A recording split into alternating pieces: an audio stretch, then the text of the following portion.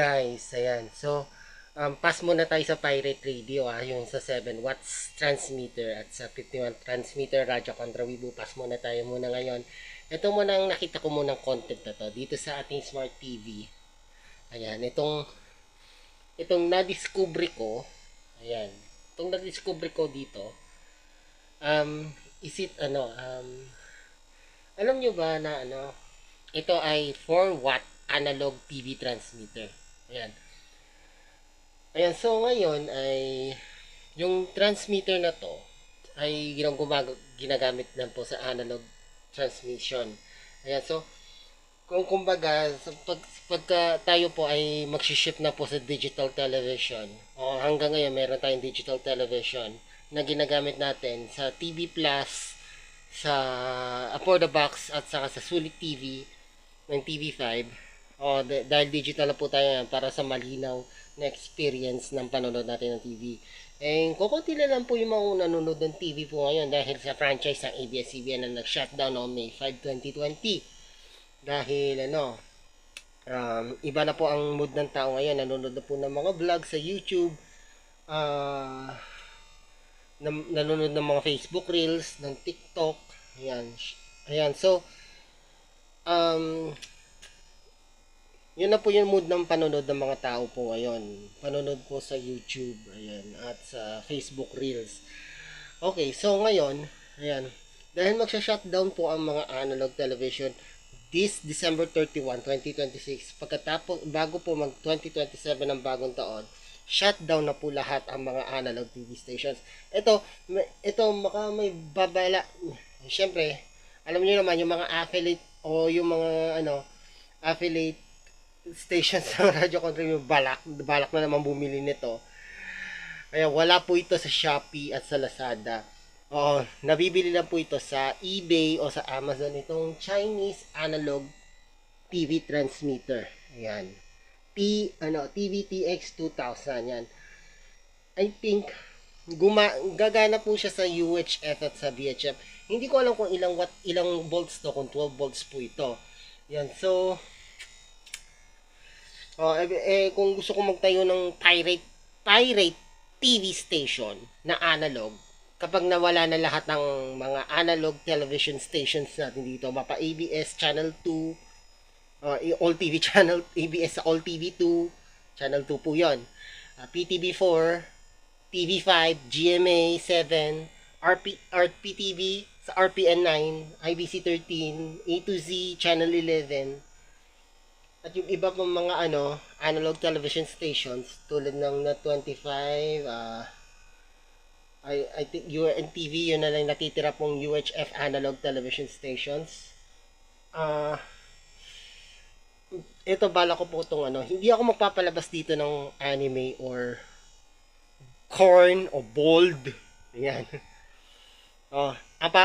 Ito ang gagamitin ko po itong kung gusto kong bumili ito ay ang gagamitin ko po dito sa TVTX 2000 ay ang content ko po dito ay puro video kay songs.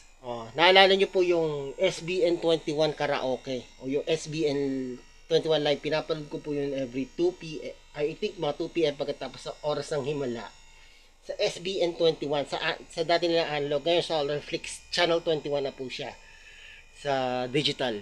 So pinapanood ko po yun kahit walang mic.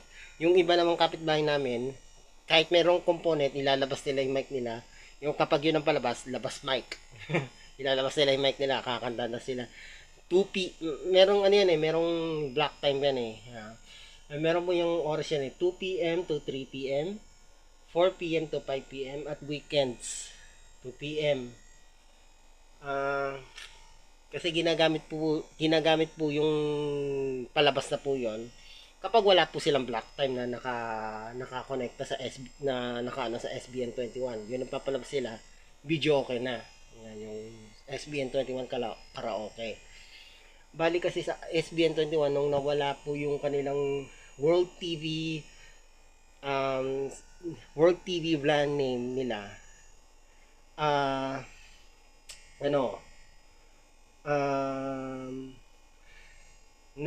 tumatanggap na po sila ng black time. Maski kila Eddie Soriano po isa ang dating daan. Ayan. Kaya po nagkaroon na po ng pag-aaway po yung INC sa yung ano. ah Tumatanggap po sila ng black time for Christian television. Ayun. So ito nakikita nyo, meron po siyang meron po siyang saan po yung output niya para makakuha ka ng source. Meron po siyang AV, ayan, DVD, pwede siya sa DVD, VCD, digital TV player. Basta meron siyang RCA connector, kukonekta mo siya. At saka HDMI for computers or laptops. Para kung meron kang mga files na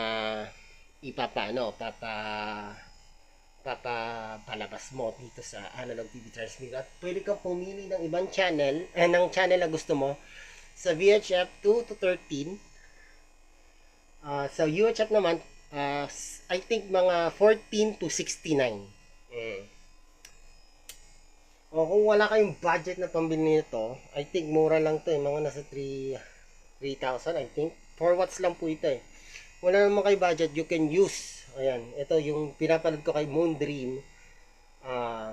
Gumawa ka na lang ng transmitter sa pamamagitan ng RF modulator. Ayan.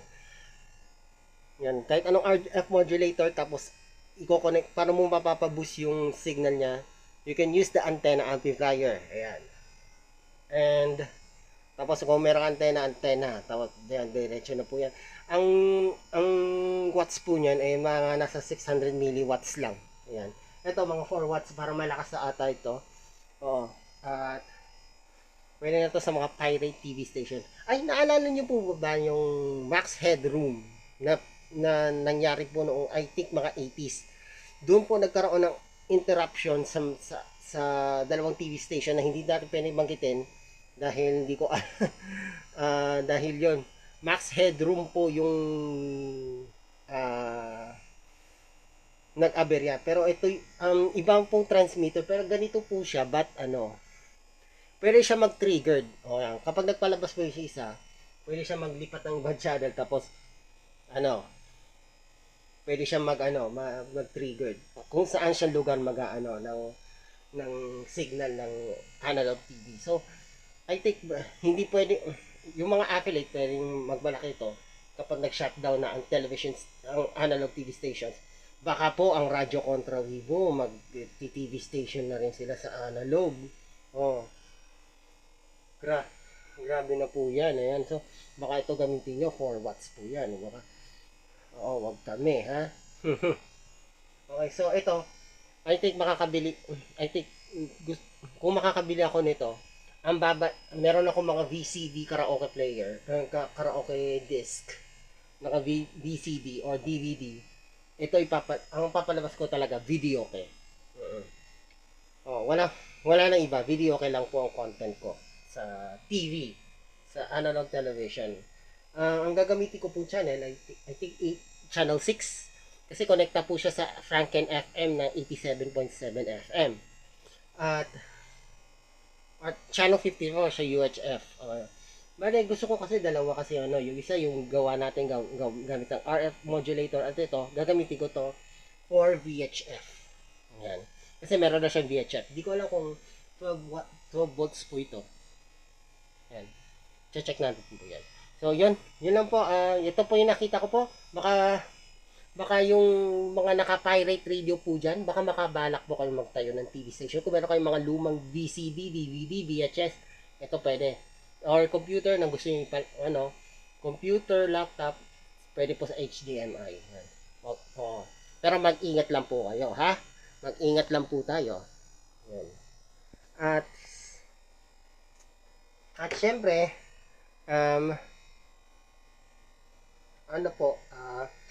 para po sa mga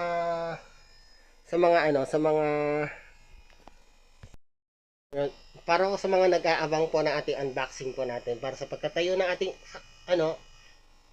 low powered FM station sa 7 watts sa 15 watts. Malapit na po tayo ayan. So don't forget to subscribe po sa ating YouTube channel at don't forget to like my Facebook and follow me on TikTok. Maraming salamat po sa inyong pagsubaybay sa ating YouTube channel at syempre ito balak natin O, ito yung nakita natin sa ating newsfeed po natin sa hindi sa mga related videos po natin. Itong analog TV transmitter TVTX2000. Wala po ito sa Shopee or Lazada. Sa Amazon lang po, saka sa eBay. Ayan. Ayan, ang problema po, matagal po dumating. If magkaroon ng analog TV shutdown, we can use this. Ayan. Or, um, ano, at yung kung gusto mong magtayo po, mag-ingat na lang po. Ayan. Mag-ingat na lang po tayo. Sa mga probinsya po, merong mga analog television stations, kahit naka-digital po sila. Mag-ingat na lang po tayo kung ano yung papalabas nyo. At, sandali lang po, mag-ingat lang po at ito po. Hindi lang po ito yung kaya natin bilhin po. Mahirap po magtayo kung gusto niyo magkaroon ng studio or ano. Kailangan niyo ng maraming monitors, ng mga equipment, ayan, para magamitin niyo po. Pero ako hindi ko kailangan mag-studio kasi ang content ko video okay talaga eh. Ayan. So, ko-connect ang gagawin na lang ito na lang. Ko-connect na lang natin sa VCD, sa DVD or sa video players po natin. Ang mga content natin puro video okay. Lalagay ko po diyan. Ayan. Dito po sa community namin puro video okay. Wala pong video live streaming kung gusto mo manood. TV lang po ito, analog TV. Parang hobby na lang natin po magkaroon ng TV station. Okay, so maraming salamat po. This is Cheryl Kabanglags. As always, thanks for watching.